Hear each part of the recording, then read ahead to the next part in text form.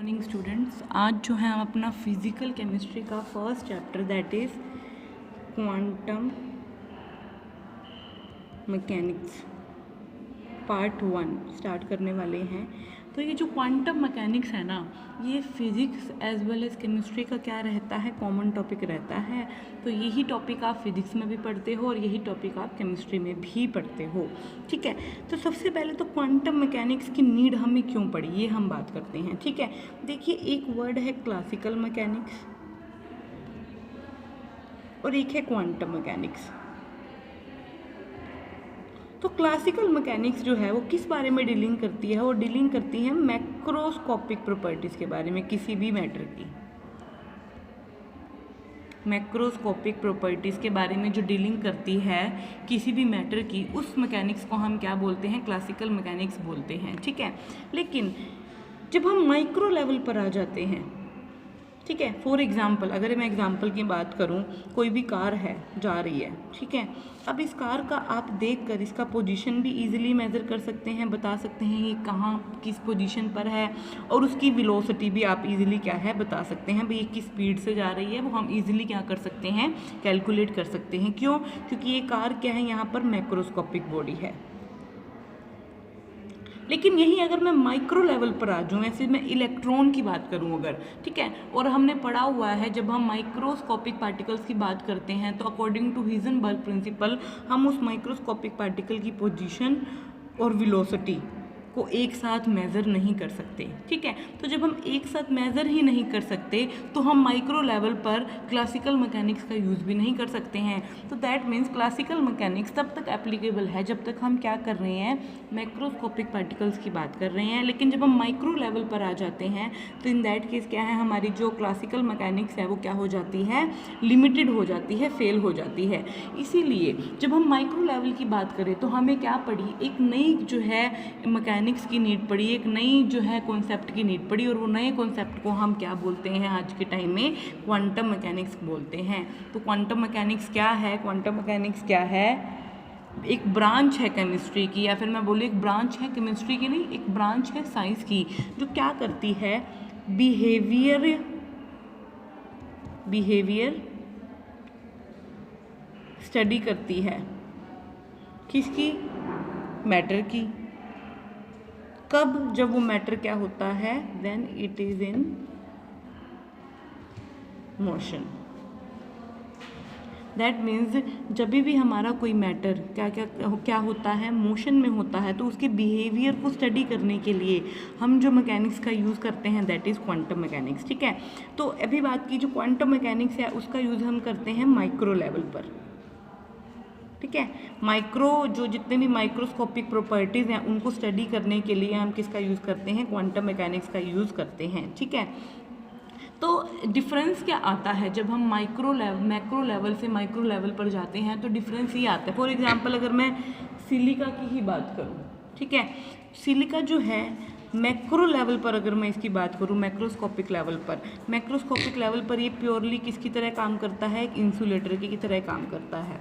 लेकिन यही अगर मैं माइक्रो लेवल पर बात करूं, ठीक है, माइक्रो लेवल पर ये किसकी तरह यूज़ होता है, एक कंडक्टर की तरह यूज़ किया जाता है।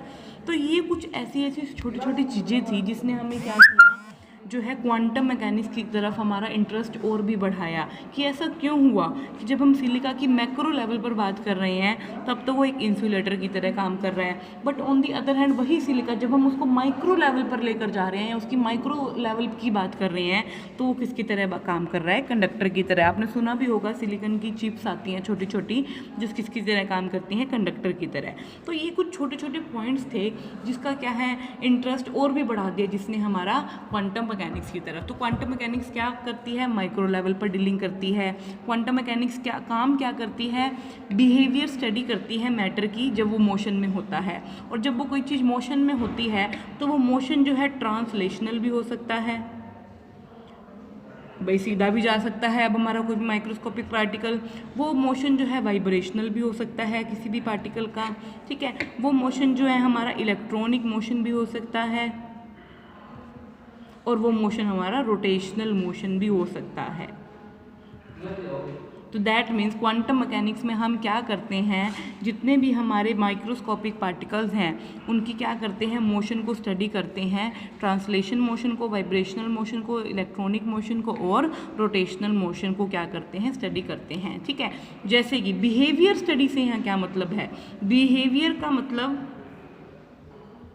यहाँ बिहेवियर का मतलब है डिटरमाइन करना, to determine the value of observable,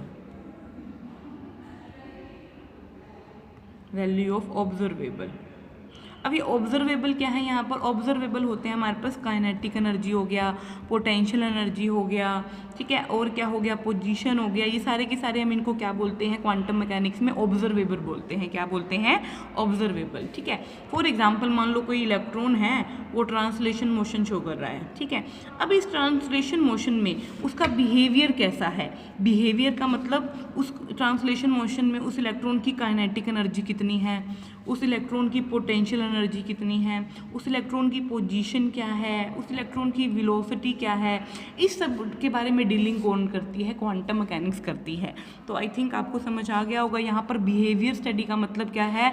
behaviour study का मतलब हो गया ऑब्जर्वेबल की वैल्यू निकालना डिफरेंट डिफरेंट मोशन में। ठीक है, फॉर एग्जाम्पल काइनेटिक एनर्जी की वैल्यू निकालना ट्रांसलेशन मोशन में, वाइब्रेशनल मोशन में, इलेक्ट्रॉनिक मोशन में, रोटेशनल मोशन में। ठीक है, पोटेंशियल एनर्जी की वैल्यू निकालना जब हम जो हमारा इलेक्ट्रॉन है ट्रांसलेशन मोशन में है, वाइब्रेशनल मोशन में है, इलेक्ट्रॉनिक मोशन में है या फिर रोटेशनल मोशन में है। तो डिफरेंट डिफरेंट क्या करना, उनके बिहेवियर को स्टडी करना जब कोई भी हमारा जो मैटर है, ठीक है, माइक्रोस्कोपिक लेवल पर क्या होता है, मोशन में होता है, तो उसको हम क्या बोलते हैं, क्वांटम मैकेनिक्स बोलते हैं। ठीक है, तो क्वांटम मैकेनिक्स को जनरली हम दो पार्ट्स में स्टडी करते हैं, दो इरा रहते हैं हमारे क्वांटम मैकेनिक्स के। एक बोलते हैं हम प्री क्वांटम मैकेनिक्स, एक बोलते हैं मॉडर्न, या फिर मैं बोलूँ ओल्ड क्वांटम मैकेनिक्स, एक हम बोल सकते हैं मॉडर्न क्वांटम मैकेनिक्स। ठीक है, ओल्ड क्वांटम मैकेनिक्स जो बेसिक है बिल्कुल क्वांटम मैकेनिक्स का, जिसमें आपने जो फर्स्ट जब हमने ईयर थी उसमें पढ़े थे कौन कौन से, एक तो डी ब्रोगली पढ़ा था, हीजनबर्ग, तो ये सारा का सारा हम कौन सी क्वांटम मैकेनिक्स में पढ़ते हैं, इसको हम आज के टाइम में कंसीडर करते हैं ओल्ड क्वांटम मैकेनिक्स में। ठीक है, और मॉडर्न क्वांटम मैकेनिक्स में जो है हम डिफरेंट डिफरेंट जो है electronic motions, Schrödinger wave equation, ठीक है, और यहाँ पर क्या आ जाएगा हमारे पास और भी बहुत सारे वेरिएशन प्रिंसिपल। तो ये सारा का सारा जो है हमारा हम किस में स्टडी करते हैं, मॉडर्न क्वांटम मैकेनिक्स में क्या करते हैं, स्टडी करते हैं। ठीक है, तो ये था हमारा बिल्कुल बेस क्वांटम मैकेनिक्स का कि हम क्वांटम मैकेनिक्स को क्यों स्टडी करते हैं और क्यों ज़रूरी है हमारे लिए क्वांटम मैकेनिक्स। क्वांटम मैकेनिक्स कौन से लेवल पर जाकर क्या करती है, हमें जो है मैटर की इंफॉर्मेशन देती है। तो क्वांटम मैकेनिक्स माइक्रो लेवल पर जाकर हमें क्या है, किसी भी जो है माइक्रोस्कोपिक पार्टिकल की क्या देती है, मोशन के बारे में हमें इंफॉर्मेशन देती है कि translation motion, vibrational motion, electronic motion या फिर मैं बोलूँ रोटेशनल मोशन में हमारा वो पार्टिकल के साथ की काइनेटिक एनर्जी क्या है, उसकी पोटेंशियल एनर्जी क्या है, ठीक है, उसकी पोजीशन क्या है, उसकी वेलोसिटी क्या है। तो इन सब के बारे में इंफॉर्मेशन हमें कौन देती है, क्वांटम मैकेनिक्स देती है। और अगर मैं आज के टाइम की बात करूं तो आज का टाइम जो है is very important for quantum mechanics. आज के टाइम में क्वांटम मैकेनिक्स जो है सबसे हॉट टॉपिक है जो है साइंस ब्रांच का। ठीक है, तो कल से जो है हम, ये था हमारा आज का इंट्रोडक्शन कि क्यों क्वांटम मैकेनिक्स की हमें नीड पड़ी। ठीक है, तो कल के लेक्चर में हम स्टार्ट करेंगे कुछ ऐसे फिनोमिना जो क्लासिकल मैकेनिक्स जो है फेल हो गई थी बताने में, लेकिन उसको किसने एक्सप्लेन किया, क्वांटम मैकेनिक्स ने क्या किया, एक्सप्लेन किया। Like black body radiation, photo electric effect, atomic and electronic spectra. तो ये जो कुछ टॉपिक थे ये क्या थे, क्लासिकल मैकेनिक्स जो है हमारी फेल हो गई थी इनको एक्सप्लेन करने में, बट क्वांटम मैकेनिक्स ने जो है इन फिनोमिना को क्या किया, अच्छे से क्या किया, एक्सप्लेन किया। That is black body radiation, photo electric effect and atomic and electronic spectra. ठीक है, तो ये था हमारा आज का बेसिक हमारे न्यू चैप्टर का, that is quantum mechanics part 1। ठीक है, तो एक बार आप इस लेक्चर से गो थ्रू हो जाइए। नेक्स्ट लेक्चर में हम बात करेंगे फर्दर टॉपिक्स की। Okay, thank you.